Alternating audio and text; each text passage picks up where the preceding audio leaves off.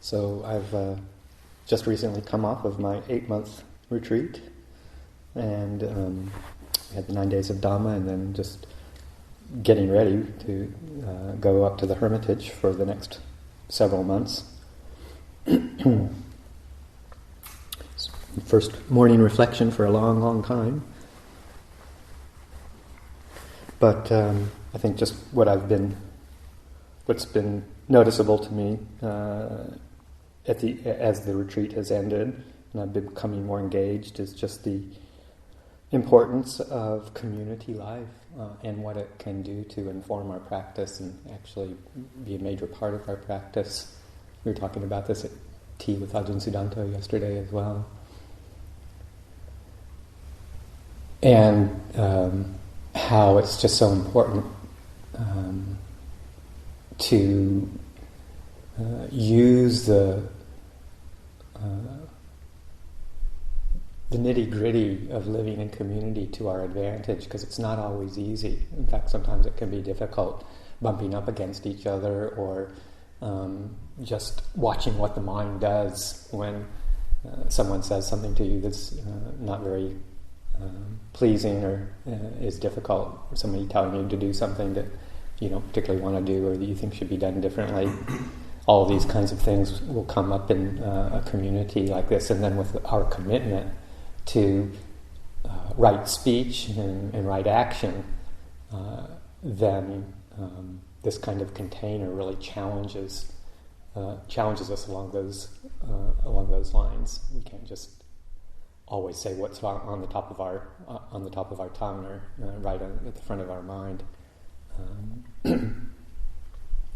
So just being aware of the intensity that can happen living in a community like this, with lots of daily interactions, and the power of using it as a tool, particularly to see how the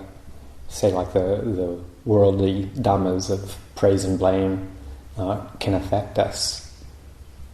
We were talking about Bindabat just a few minutes ago, Bindabat experiences and alms round experiences in town. And I remember a really good example in Ukiah once of walking down the street, the three of us on alms round, and a pickup truck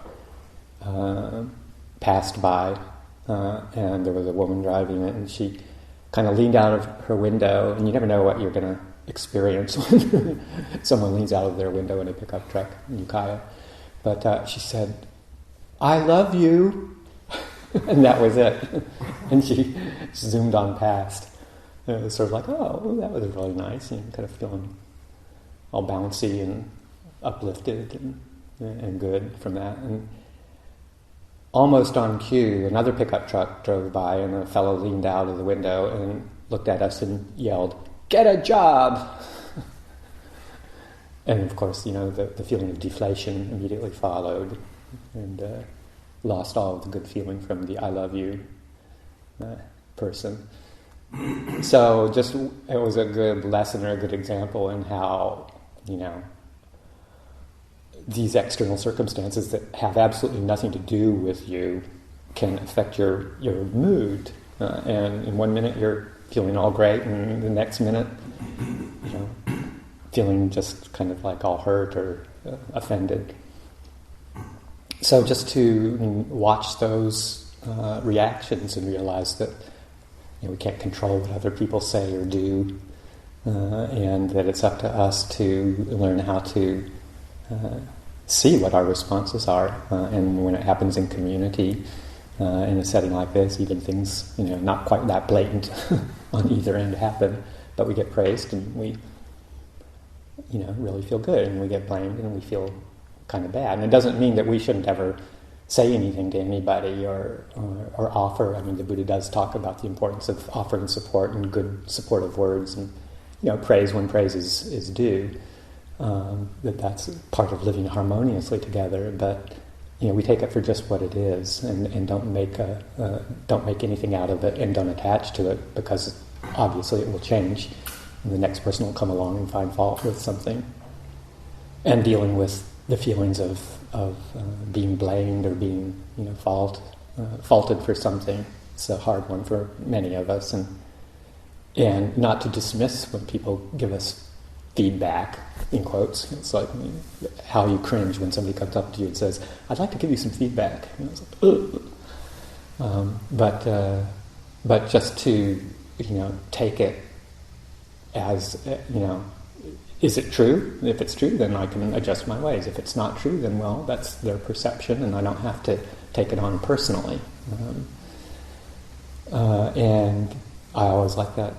I won't kind of mistranslate it probably in some way, but the Dhammapada quote of,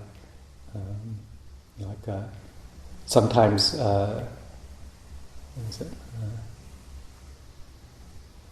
Sometimes people are criticized for speaking too much.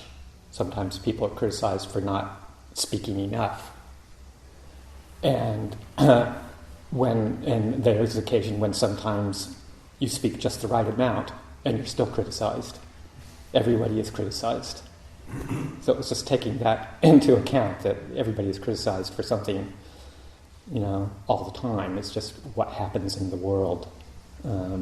And to take it for what it's worth, and not to take it on as a judgment upon oneself, but to use that kind of interaction to see how it is that we, always look for the pleasant, how we try to avoid the unpleasant, and how, ultimately unsatisfactory that kind of response is. And to just listen with as much equanimity as we can, and in kindness, and respond in an appropriate way. So leave that for this morning's reflection.